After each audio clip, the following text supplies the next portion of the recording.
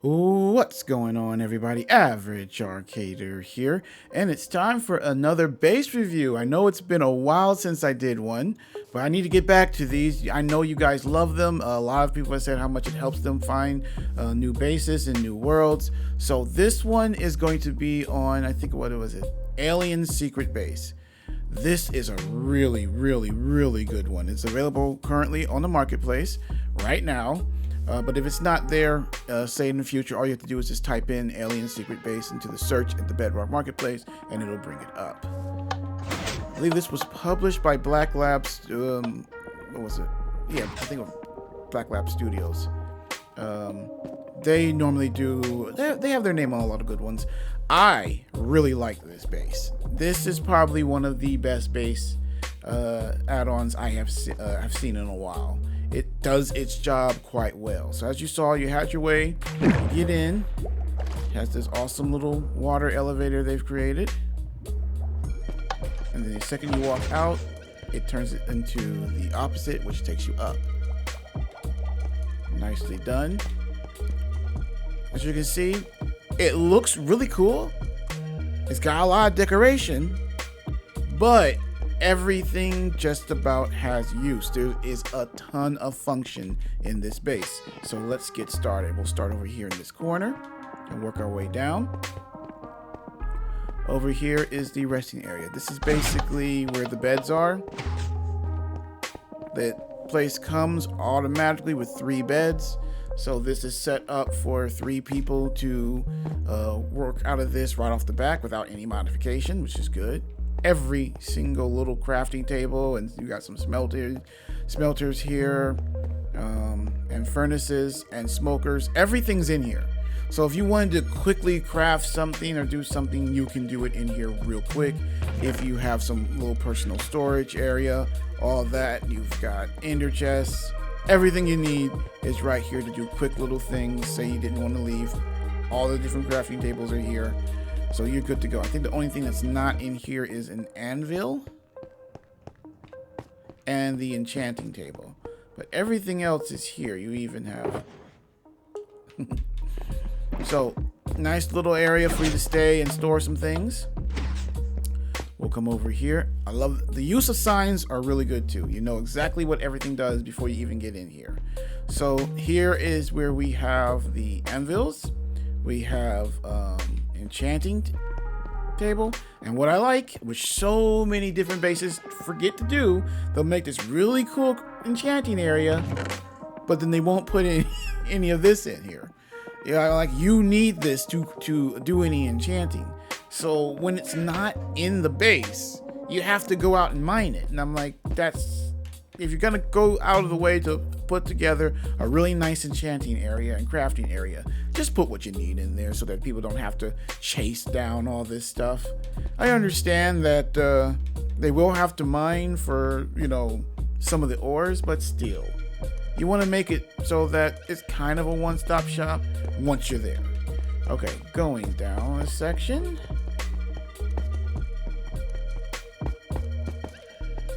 Now, if we jump down there, that control right there switches on the beacon. As you can see, it's already set to go.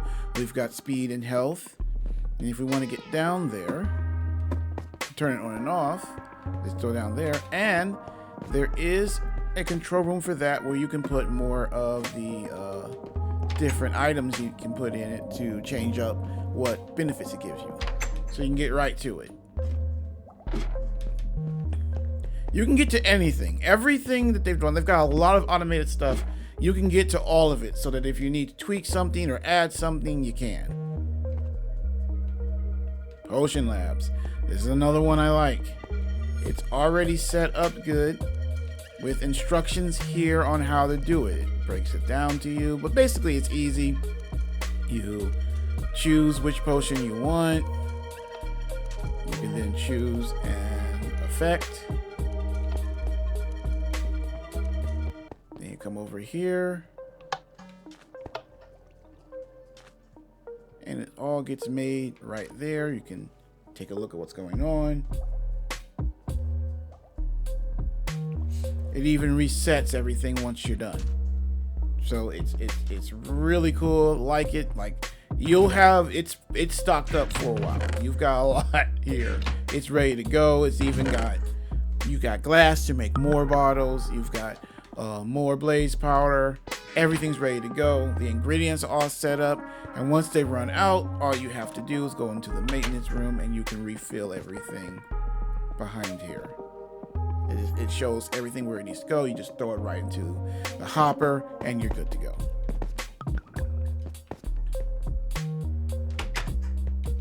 And let's see.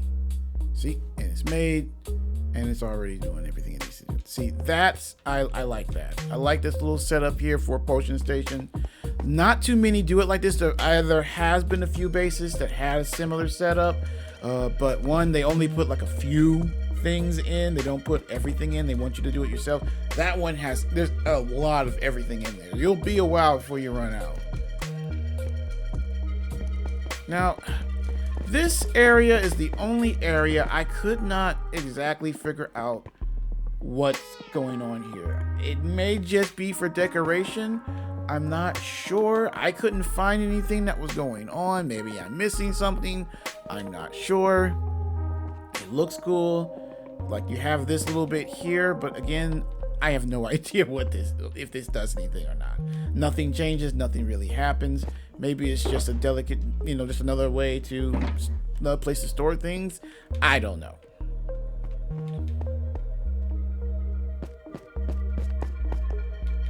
Just a little decorative area. Most of the base is usable, so I don't really, I'm not angry about that. Here is where the nether portal is, and if you're worried about things coming out, all you have to do is turn it off. And then when you're ready to go back in, turn it back on. I love it. So far, and everything is made with vanilla stuff. I don't see anything that isn't already in the game here. And I like it when someone can use the vanilla texture pack, use the vanilla blocks and systems to create something cool. All that's here. I like that. That shows a lot of work and knowing your craft. And this is not just a place to store things. They actually have a lot of this here in some of it. Like I chose the ones that don't have anything. There we go. There's some startup food. You've got some startup weapons, as you can see, and tools. So it's stuff. It's not completely empty, but it's good. It's labeled. It's ready to go. I'm not sure if this is for decoration. I don't know if this does anything or not. You can get the lights to flash and stuff like that, but I don't know if it does anything other than that. Looks cool. And then you got this there on the other side, which is more storage. So everything has a good flow to it. Now we're gonna get over to basically the farming areas. Now I believe something's supposed to spawn here because there is a spawner here. I didn't take a look at what it was. And you have an automatic smelter, which works quite simply. You come in, you put in the ingredient that you're smelting, and then you put in the fuel. It drops it down into hoppers, which puts it into the smelters. Or the furnaces. I think those ones are furnaces. Yeah, those are just regular furnaces. And then when they're done, they drop into a hopper.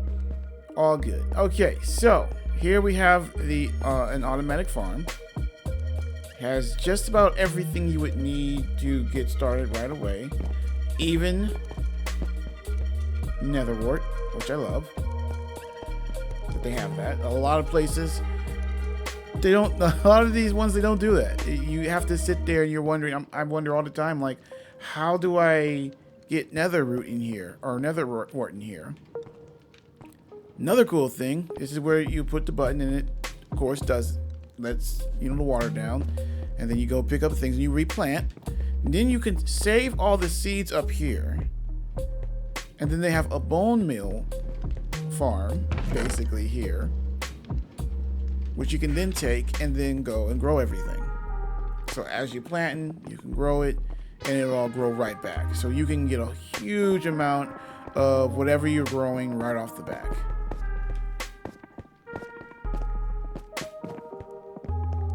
And we're not done with the farms, because now we have a villager farm that works quite well. And you have access to every single type.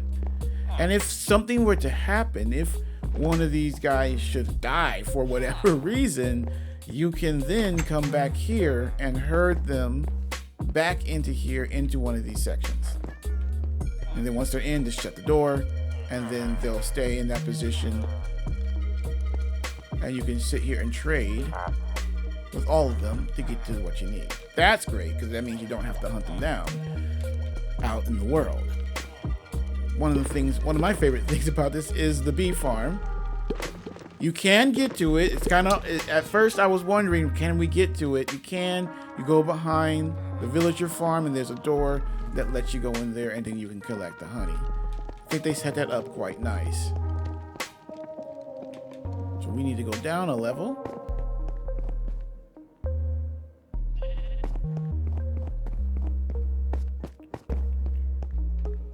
Like I said, the place looks really nice. It's nice and bright. There's tons here. Okay. So, here are sheep. The sheep farm. There's spawners in there, so if you accidentally kill them all, they are gonna come back. A nice little aquarium. You have a cow farm. I believe there's a spawner down there as well. And then a chicken farm. With already bursting with eggs. So, that is just about everything inside the base. As you can see, I like this base because of the functionality. It has everything you need. It has all the different spawners. It has all the different farms that you would need. I like the fact that there's a beacon. This would make for a really good survival base. You're getting set up. And we're not done. Let's go back up. I want to show you guys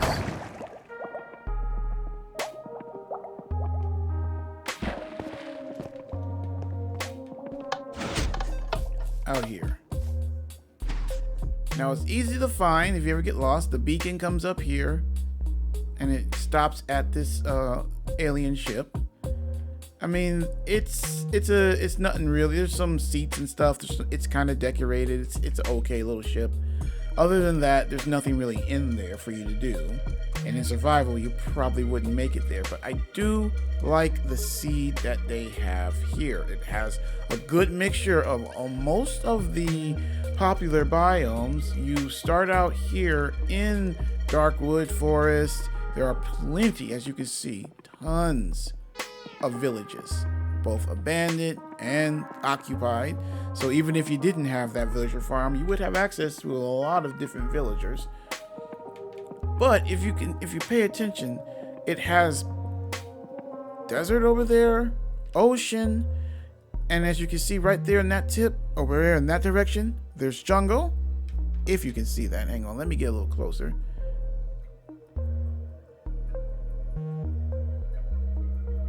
Which I like. Actually, there's desert over here too.